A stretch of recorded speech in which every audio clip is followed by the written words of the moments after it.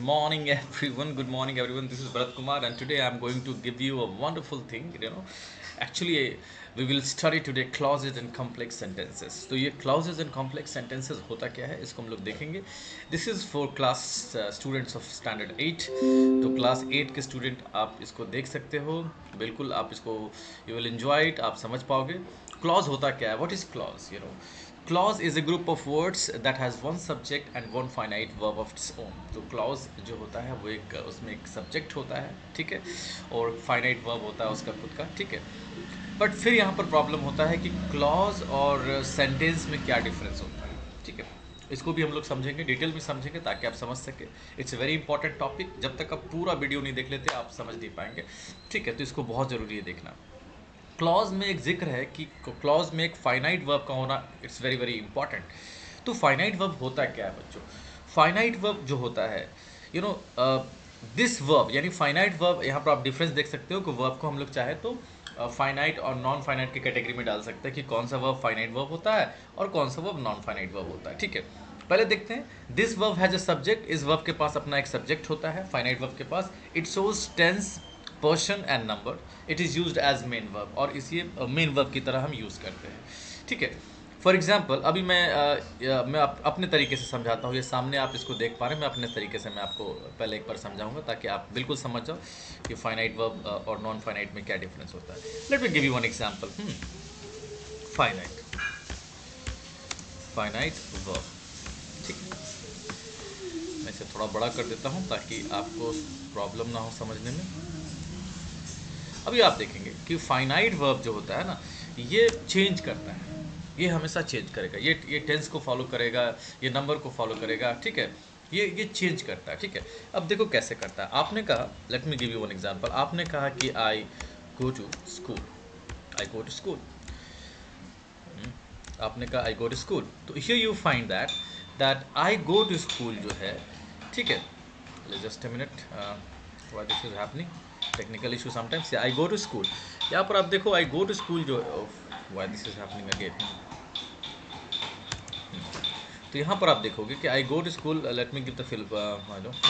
तो I go to school में ये गो जो है बच्चों, थोड़ा कलर को मैं हटा दे रहा हूँ ताकि this must not be any problem. हाँ, आई गो टू स्कूल, ये एक सेंटेंस आप देखो, ठीक है. और उसके बाद अब दूसरा सेंटेंस जो देखो इसके सामने मैं लिख रहा हूँ I go to school. She goes to school. मैंने कहा she goes to school. She goes to school. तो सी गोज टू स्कूल. अब इसमें देखो आप क्या आप देख रहे हो कि यहाँ पर गो जो है ये कौन सा टेंस है? आई गो टू स्कूल, ये सिंपल प्रेजेंट टेंस है, ठीक है. तो आई गो टू स्कूल में हम लोग क्या देख रहे हैं कि ये जो गो है इसका सब्जेक्ट कौन? आई है, ठीक है, कि मैं स्कूल जाता हूँ. अब यहाँ पर ये गो हो रहा है, वर्ब का फर्स्ट फॉर्म हम लोग यूज़ कर रहे हैं टेंस के हिसाब से, नंबर के हिसाब से, ठीक है. ये फर्स्ट पर्सन है आई गो टू स्कूल. यहाँ पर आप देखो ये क्या हो जा रहा है? She goes to school. She goes to school. यहाँ पर देखो गो का गोज हो जा रहा है, ठीक है. आप देख रहे हो किस तरीके से टेंस के हिसाब से ये चेंज हो रहा है, नंबर के हिसाब से ये चेंज हो रहा है. फर्स्ट पर्सन है गो हो गया, थर्ड पर्सन सिंगुलर नंबर है गोज हो गया. तो आप देख रहे हो किस तरीके से हम लोग इसको फॉलो कर रहे हैं. तो इसी को हम फाइनाइट वर्ब करते हैं. बट अभी मैं आपको नॉन फाइनाइट का एक एग्जांपल देता हूँ, ठीक है. अब मान लो कि आपने कहा I I I love, I want to play. Suppose आपने कहा I want to play. I want to play, ठीक है, ओके. दूसरा एग्जांपल आपने कहा कि she wants to play. She wants to play. तो आप यहाँ देखो, you can see here that ये जो सेंटेंस आपको जो दिख रहा है बच्चे, let me give the full stop. ये जो सेंटेंस आपको दिख रहा है आई want to play, she wants to play, यहाँ देखो ये वॉन्ट फाइनाइट वर्ब हो गया. क्लियर है? ये फाइनाइट वर्ब हो गया. इसको मैं रेड कर दे रहा हूँ ताकि ये देखिए चेंज हो रहा है. बट आप यहाँ देखोगे टू प्ले, ये जो टू प्ले है यहाँ पर भी देखो टू प्ले, ये चेंज नहीं हो रहा. I want to play, she wants to play, यानी ये हमारा नॉन फाइनाइट वर्ब हो गया, ठीक है. अब नॉन फाइनाइट वर्ब जो होता है ना, ये भी we can there are three types, right? Infinitive, gerunds and participles, ठीक है. तो ये इन्फिनिटिव इसको हम लोग बोलते हैं, 2+v1 का जो फॉर्म होता है ना, इसको हम लोग इन्फिनिटिव बोलते हैं, ठीक है। तो यहाँ तक क्लियर, बस हम लोग को अभी इतना ही सीखना है, इससे ज़्यादा हम लोग को मतलब अभी मैं आपको एकदम थोड़ा थोड़ा करके मैं बताऊंगा तो आप ज़्यादा समझ पाओगे अच्छे तरीके से, क्योंकि ग्रामर भी थोड़ा सा अगर आप ज़्यादा एक ही बार में थोड़ा ज़्यादा सीखने का, if you try to learn a lot of things, then it will be little bit lengthy, right. Now let us look at the following examples. आगे चलते हम लोग क्लॉज को और थोड़ा अच्छे तरीके से सीखते हैं। The girl who is wearing a black dress is my neighbour. The girl who is wearing a black dress is my neighbour. अब इस पूरे सेंटेंस को हम लोग चाहे तो इसको हम दो पार्ट में डिवाइड कर सकते हैं, ठीक है। पहला part, the girl is my neighbour, the girl is my neighbour. और दूसरा जो है, दूसरा अगर अब इसमें देखो, इसमें सब्जेक्ट है गर्ल, द गर्ल सब्जेक्ट हो गया और फाइनाइट वर्ब हो गया एज। अब यहाँ पर अगर हम एस लगा देते, अगर गर्ल के साथ एस लग जाता तो ये प्लूरल हो जाता, तो the girls is my neighbour तो नहीं होगा, फिर क्या करना होगा, the girls are my neighbour, ठीक है, क्लियर है। तो ये भी हमारा फाइनाइट वर्ब हो गया। तो आप इजिली समझ रहे हो कि फाइनाइट वर्ब क्या होता है। फाइनाइट वर्ब जो कि हमेशा सब्जेक्ट के हिसाब से और टेंस के हिसाब से चेंज करता है, क्लियर है। अभी सेंटेंस था कि the girl who is wearing a black dress is my neighbour, ठीक है। तो यहाँ पर जो है आपका, let me see, sorry, the girl, पहला सेंटेंस हो गया the girl is my neighbour, दूसरा हो गया who is wearing a black dress, यानी कि इस सेंटेंस को हमने दो पार्ट में डिवाइड कर दिया। The girl is my neighbour, who is wearing a black dress. अब देखो क्लॉज जो होता है ना बच्चों, क्लॉज को हम चाहे तो दो पार्ट में उसको हम लोग फिर से ला सकते हैं। और पहला होता है इंडिपेंडेंट क्लॉज, उसको दो पार्ट में डिवाइड कर सकते हैं, यानी दो तरह का क्लॉज हम इसको we can show here that first is called independent clause और दूसरा जो होता है वो होता है डिपेंडेंट क्लॉज, ठीक है। तो आगे हम लोग चलते और देखते हैं। अब जैसा कि मैंने आपको बताया कि there are two types of clauses, right, independent clause and dependent clause. अच्छा, डिपेंडेंट क्लॉज का एक और नाम, इंडिपेंडेंट क्लॉज को भी हम चाहे तो इनका जो वी ऑल्सो, इनको इंडिपेंडेंट क्लॉज को और भी अलग नामों से जाना जाता है, ठीक है। इंडिपेंडेंट क्लॉज कह सकते हैं इसको, उसके बाद आप चाहो तो इसे मेन क्लॉज भी कह सकते हो, ठीक है। You can call it main clause also, हाँ, ठीक है। ऐसा नहीं कि मेन क्लॉज आ जाए तो आप कंफ्यूज मत हो जाना, ठीक है। आप चाहो तो प्रिंसिपल क्लॉज भी कह सकते हो, ठीक है। उसी तरीके से सब ऑर्डिनेट क्लॉज जो है, इसका भी नाम एक क्या है, डिपेंडेंट क्लॉज भी इसको बोलते हैं। तो आप चाहे सब ऑर्डिनेट क्लॉज कहो या डिपेंडेंट क्लॉज कहो, ठीक है। अब हम लोग ये स्कूल है क्लास 8 का, इसमें आप देखेंगे एक वर्कशीट है, इसमें हम लोग इसको ट्राई करेंगे किस तरीके से। तो पहले हम लोग देख लेते हैं आगे कि इंडिपेंडेंट क्लॉज किसको कहते हैं। Independent clause, the clause that makes complete sense by itself is called independent clause. वो क्लॉज जो कि पूरा कंप्लीट सेंस खुद में खुद से कंप्लीट सेंस बनाता है, उसे हम कहते हैं इंडिपेंडेंट क्लॉज। और सबऑर्डिनेट क्लॉज किसको कहते हैं या डिपेंडेंट क्लॉज किसको कहते हैं, the clause that depends on it for its meaning is called subordinate clause. अभी देखिए एक एग्जांपल दूंगा वर्कशीट बनाने से पहले, तो आपको बिल्कुल समझ में आ जाएगा, ठीक है। ओके, मैं एग्जांपल देता हूँ, ठीक है। मैंने कहा कि एग्जांपल, आई वेंट टू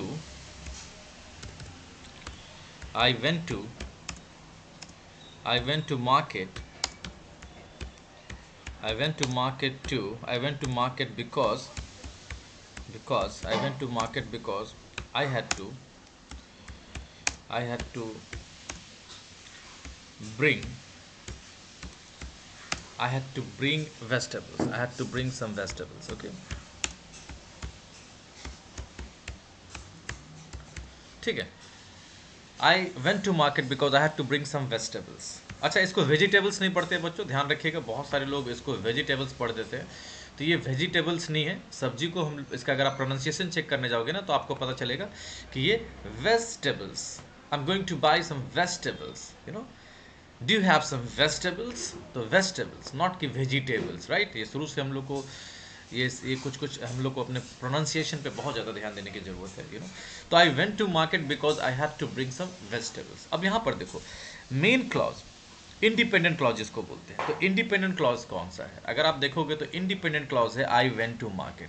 थोड़ी देर के लिए अगर हम इसको डिलीट कर दें, मान लो कि मैं इसे डिलीट कर देता हूँ, ठीक है, हाँ, अगर इसको हम डिलीट कर दिया मैंने, तो आई वेंट टू मार्केट पूरा मीनिंग दे रहा है, कंप्लीट मीनिंग दे रहा है कि आई वेंट टू मार्केट, मैं मार्केट गया था, ठीक है।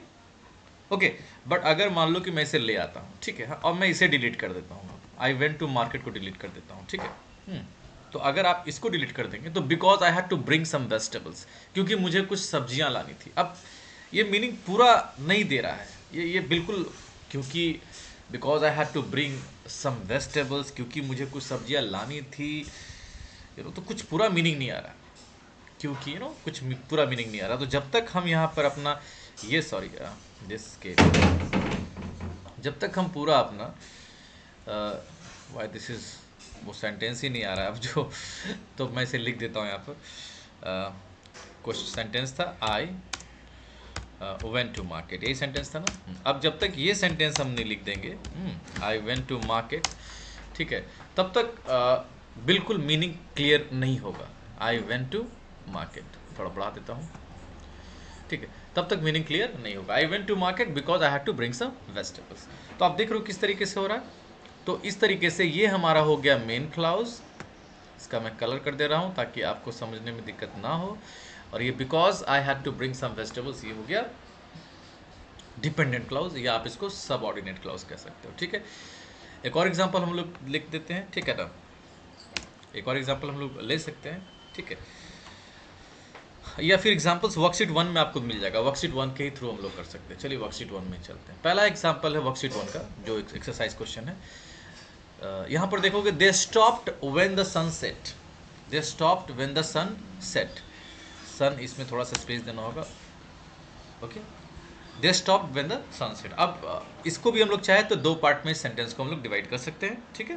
पहला इंडिपेंडेंट क्लॉजेस में कौन हो जाएगा, दस दे स्टॉप्ड, वे लोग रुक गए, ठीक है, वे लोग रुक गए, क्लियर है। इसमें बिल्कुल साफ साफ दिख रहा है कि वे लोग रुक गए। अगर हम इस सेंटेंस को हटा देते हैं व्हेन द सन सेट, तो भी यहाँ बिल्कुल मीनिंग देगा। तो ये दे स्टॉप्ड, वे लोग रुक गए, ये हो गया इंडिपेंडेंट क्लॉज। और डिपेंडेंट कौन हो गया, डिपेंडेंट आपका हो गया when the sun set, when the sun set, ठीक है, व्हेन द सनसेट, ये हो गया डिपेंडेंट। ये डिपेंड है किस पे, दे स्टॉप पे डिपेंड है, ठीक है। There was a king who chose to live in a forest, there was a king who chose to live in a forest. तो ये इंडिपेंडेंट क्लॉज इसमें क्या हो जाएगा, देयर वाज अ किंग, एक राजा था, ठीक है, और डिपेंडेंट कौन हो जाएगा, ये वाला portion, who chose to live in a forest. Clear है बच्चों, I hope you are getting my point. Third example चलते हैं हम लोग, ठीक है। Tell me how you completed the work, tell me, मुझे बताओ, बिल्कुल साफ है, मुझे बताओ। Tell me how you completed the work. तो टेल मी आपका मेन क्लाउज हो जाएगा, मुझे बताओ, ठीक है, ये हमारा क्या हो जाएगा, मेन क्लाउज हो जाएगा, ठीक है। और हमारा जो या मेन क्लाउज कहिए या इंडिपेंडेंट क्लाउज कहिए, ठीक है, how you completed the work, ये हमारा हो जाएगा डिपेंडेंट क्लाउज, कैसे तुमने काम को कंप्लीट किया। तो दिस विल बी हमारा डिपेंडेंट क्लाउज, साफ साफ दिख भी रहा हमें, ठीक है। फोर्थ में चलते हैं हम लोग। Fourth example, the girl who was from Delhi won the crown. Again, let's divide it. And independent clause is the girl won the crown. The girl won the crown is main clause, right? And dependent is who was from Delhi. You know, who was from Delhi. The man whose car was stolen had to stay in the police station. The man whose car was stolen had to stay in the police station. So independent clause, the man had to stay in the police station. Dependent, whose car was stolen. Okay, this is from exercise in the the movie that we saw was boring, the movie that we saw was boring. Why I'm using comma here, the movie that we saw was boring. Independent, the movie was boring, ये independent हो गया. Dependent, that we saw, you won't reach the school on time unless you hurry. So you won't reach school on time is independent clause, and dependent unless you hurry. Clear हो रहा है, I think that you are not facing any issue, okay. Already I have made you everything understand, को हर चीज़ को मैंने आपको समझा दिया, I have made it clear that how we have to do that, right. The lady whom we saw yesterday is my neighbor. The lady is my neighbor, independent clause. Dependent, whom we saw yesterday, right? This is exercise 1 में करीब करीब हमारा there are 10 questions I think, yeah. The bridge which was built a year back has collapsed. सो इसमें आप देखो, the bridge which was built a year back has collapse. तो क्या हो जाएगा इसमें, आप देखो, अब विच was built a year back, अगर ऐसे भी देखें तो विच was built a year back, ये हमारा हो जाएगा डिपेंडेंट क्लाउज या सब ऑर्डिनेट क्लाउज, ठीक है, राइट, ओके। और बाकी जो है the bridge has collapse, bridge collapsed हो गया है, टूट गया है, ये क्या हो जाएगा हमारा इंडिपेंडेंट क्लाउज। और डिपेंडेंट हो गया which was built a year back, मैंने ऑलरेडी इसका आंसर्स भी कर दिया है। Okay, if the guests are coming the flat will need a cleaning. यहाँ पर देखो ये तो साफ साफ दिख रहा है ना, if the guest are coming the flat will need a cleaning. तो फ्लैट को क्या जरूरत है, साफ सफाई की जरूरत है, ठीक है। तो independent, if the flat will need a cleaning, flat की साफ सफाई की जरूरत है, जरूरत होगी, सॉरी जरूरत होगी, फ्यूचर टेंस में है सेंटेंस आपका, सिंपल फ्यूचर में है। If the guest are coming, ये तो भाई डिपेंडेंट है कि if the guests are coming, अगर गेस्ट आ रहे हैं तो, ठीक है। This way we see that worksheet 1 we have completed, and worksheet 2 also I have done, but today I'll just make the video up to, otherwise it will, ये थोड़ा ज़्यादा लंबा हो जाएगा, I don't want to make it ज़्यादा अगर लंबा हो जाएगा तो it will create it won't be interesting at all, तो इसको थोड़ा सा छोटा ही हम लोग बनाते हैं। It's a 15 minutes 50 to 60 minutes video। Thank you so much, and then we will do the second worksheet very soon. Thank you so much.